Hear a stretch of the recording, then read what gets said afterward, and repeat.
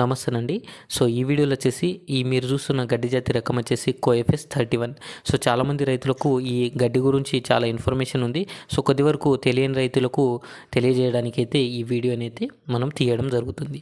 So, మీరు చూసుకున్నట్లయితే ఈ గడ్డి జాతి గురించి పూర్తి సమాచారం ఈ వీడియోలో చెప్పడం జరుగుతుంది. దీని విత్తనాలు ఎక్కడ దొరుకుతాయి, అదేవిధంగా ఎకరానికి ఎన్ని టన్నుల దిగుబడి వస్తుంది, ఎన్ని కటింగ్లు వస్తాయి, ఎన్ని రోజులకు మనం విత్తుకున్న తర్వాత ఎన్ని రోజులకు మనకు ఇది కటింగ్కి వస్తుంది అనేది కూడా పూర్తి సమాచారము ఈ వీడియోలో పెట్టడం జరుగుతుంది. కాబట్టి మన ఛానల్ని సబ్స్క్రైబ్ చేసుకోండి, బెల్ ఐకాన్ ఆన్ చేసుకోండి. ఈ ఇన్ఫర్మేషన్ కానీ నచ్చినైతే మన ఛానల్కు సబ్స్క్రైబ్ చేసుకోండి, ఒక లైక్ అయితే చేయండి అనమాట. సో, ఈ గడ్డి జాతి రకం పేరు వచ్చేసి కోఎఫ్ఎస్ 31.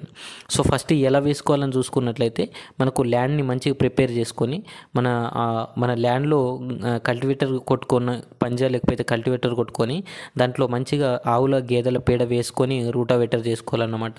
రూటావేటర్ చేసుకున్న తర్వాత మనకు నార్మల్గా ఏదైతే మనకు జ్వార్ కావచ్చు, అదేవిధంగా సోయాబీన్ లాంటి ఏదైతే పంటలు విత్తుకుంటామో అట్లా మనము కల్టివేటర్ మనకు అయితే సీడ్ డ్రిల్లర్ ద్వారా ట్రాక్టర్ సాయంతో కూడా వేసుకోవచ్చు, లేకపోతే ఎద్దుల సాయంతో కూడా మనకు దీన్ని విత్తుకోవచ్చు అన్నమాట. సో, నార్మల్గా మనం చూసుకున్నట్లయితే ఎకరానికి 7-8 కేజీల వరకు అయితే మనకు విత్తనాలు అనేది తలుగుతాయి అన్నమాట. సో, ఈ విత్తనాలు ఎక్కడ దొరుకుతాయంటే కింద కనిపిస్తున్న నెంబర్కి కాల్ చేస్తే మనకు విత్తనాలు సప్లై అనేది చేయడం జరుగుతుంది. సో, దీని గురించి చూసుకున్నట్లయితే మనం ఇది విత్తుకున్న తర్వాత 60 రోజులలో ఫస్ట్ కటింగ్ అయితే మనకు వస్తుంది. సెకండ్ కటింగ్ వచ్చేసి 40 రోజులలో అయితే మనకు రావడం జరుగుతుంది. ఇది కోయంబత్తూర్లో ఒక యూనివర్సిటీ డెవలప్ చేయడం జరిగింది. కాబట్టి కోయంబత్తూర్ ఫాడర్ సుర్గం అనే దీని పూర్తి పేరు అన్నమాట. సో, మనం చూసుకున్నట్లయితే ఇది మనకు ఎండు గడ్డిలాగా కూడా ఉపయోగం అయితే మనకు కనిపిస్తుంది అన్నమాట. ఏదైతే మనకు ఈ గడ్డి ఎండిపోయిన తర్వాత ఎండుగడ్డిలా స్టోరేజ్ చేసుకుంటానికి కూడా మనకు ఎండుగడ్డి లాగా మనకు ఏదైతే జ్వార్ ఉంటుంది, పెద్ద జొన్న ఉంటుందో దానిలాగా మనము ఎండు గడ్డి కుట్టి చేసి పెట్టుకున్నట్లయితే కూడా మనకు గొర్రెలు మేకలు కావచ్చు, పాడి పశువులు కూడా మనకు బెస్ట్ తింటాయి అన్నమాట. మనం చూసుకున్నట్లయితే దీంట్లో ప్రోటీన్ పర్సెంట్ వచ్చేసి 10% ప్రోటీన్ ఉంటుంది. అదేవిధంగా మనకు నేపియర్, నార్మల్గా నేపియర్లో ఆక్సలేట్ పర్సెంటేజ్ ఎంత ఉంటుందో దీంట్లో చాలా వరకు తక్కువ అయితే మనకు కనిపిస్తుంది అన్నమాట. దానంత ఆక్సలేట్ పర్సెంటేజ్ దీంట్లో అయితే మనకు కనిపించేది అన్నమాట.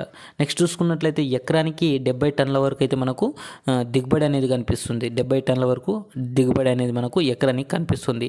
మనకు నార్మల్గా నేపియర్ లాగా హైట్ రాకుండా 10 ఫీట్ల వరకే హైట్ వస్తుంది.